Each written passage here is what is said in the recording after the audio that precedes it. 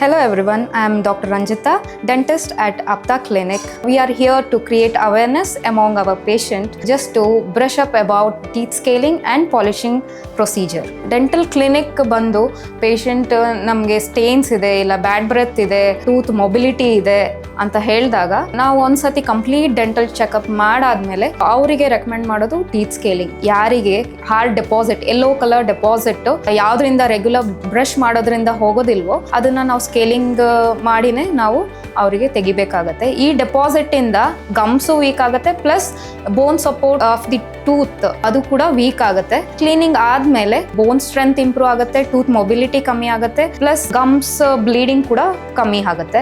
Procedure will be painless. ಮಾಡ್ಬೇಕಾದ್ರೆ sensitivity ಇರ್ಬೋದು, ಆದ್ಮೇಲೂ one or 2 days sensitivity feel ಆಗ್ಬೋದು. ಅದಾದ್ಮೇಲೆ they will be absolutely no problem. Teeth cleaning ಇಂದ ಹಲ್ಲು ಅಲ್ಲಾಡುತ್ತೋ ಇಲ್ಲ ಟೀತ್ ಸ್ಟ್ರಕ್ಚರೇ ಕಮ್ಮಿ ಆಗ್ಬೋದು, ಸವಿಬೋದು, ಇಲ್ಲ ಬೇರೆ ಏನಾದ್ರು ಪ್ರಾಬ್ಲಮ್ ಆಗ್ಬೋದು ಅಂತ ಎಷ್ಟೋ ಜನ ಅನ್ಕೋಬಹುದು.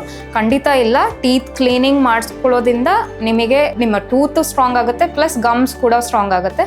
After scaling procedure every regular dental checkup ಇಂದ ಕೂಡ ನಿಮ್ಮ over all dental health improve ಆಗುತ್ತೆ. ಸ್ಕೇಲಿಂಗ್ ಪ್ರೊಸೀಜರ್ ಬಂದು ಎಲ್ಲರಿಗೂ ನಾವು ರೆಕಮೆಂಡ್ ಮಾಡೋದಿಲ್ಲ.